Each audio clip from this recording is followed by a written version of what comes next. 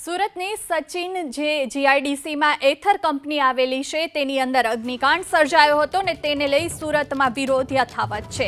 શહેર કોંગ્રેસે જીપીસીબી કચેરી પર વિરોધ કર્યો। બેદરકારો વિરુદ્ધ કડક કાર્યવાહી કરવાની કોંગ્રેસની માંગ છે।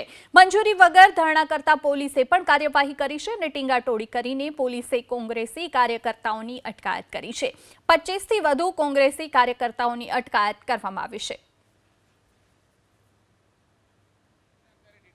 सूरत कांग्रेस द्वारा विरोध प्रदर्शन करवामां आवी रह्यो छे। दृश्य सीधा जोई शको छो। अत्यारे टींगाटोળી करीने जे कांग्रेसना नेता कार्यकर्ताओ छे तेमने अत्यारे हाल लई जवामां आवी रह्या छे। जे प्रमाणे सूरतना सचिन जीआईडीसी खाते जे रीते अग्निकांड थयो हतो अने अग्निकांडने लईने जे प्रमाणे कुल 10 जेटला कामदारोना मौत थया छे त्यारे आ बाबतने लईने कार्रवाई करवानी मांग अत्यारे हाल करवामां आवी छे।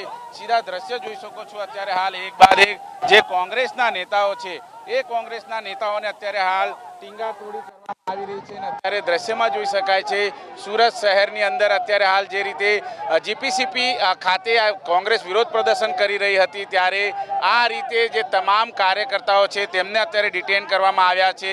कांग्रेस द्वारा कोईपण जातनी परमिशन नहीं लेवामां आवता आ प्रमाणे जोई शकाय छे पोलीस द्वारा अत्यारे झपाझपी करीने तमाम ए कांग्रेसी कार्यकर्ताओ छे तेमने अत्यारे हड़सेलीने लई जवामां आवी रह्या छे।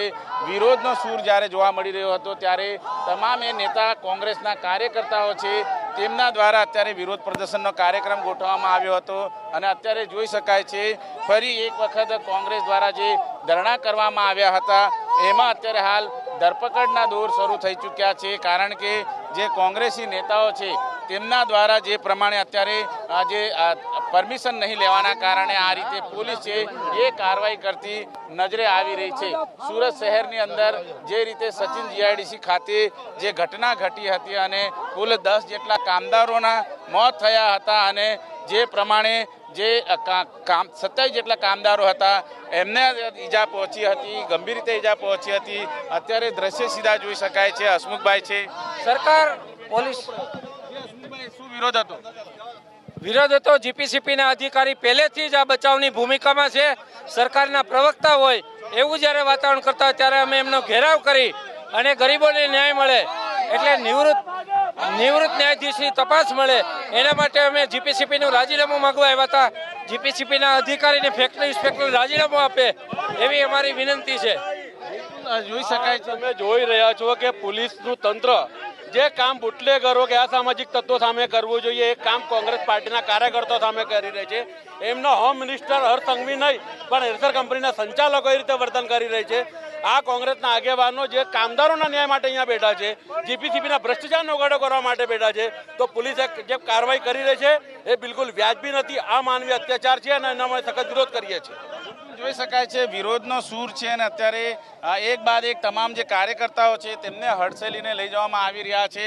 કારણ કે જે પ્રમાણે એથર કંપનીની અંદર જે આગજનીની ઘટના ઘટી હતી, જે રીતે કેમિકલ ફેક્ટરીની અંદર બ્લાસ્ટ થયો હતો, આ બ્લાસ્ટની અંદર કુલ 10 જેટલા કામદારોના મોત થયા હતા। જો કે નિવૃત્ત જજ દ્વારા આ તમામ બાબતને લઈને તપાસ કરવામાં આવે તેવી માંગ કરવામાં આવી છે અને કસૂરવાર વિરુદ્ધ કડકમાં કડક કાર્યવાહી થાય તેવી માંગ છે। કેમેરામેન રાકેશ પાનવાલા સાથે ધનરાજ બાગલે, એબીપી અસ્મિતા, સુરત।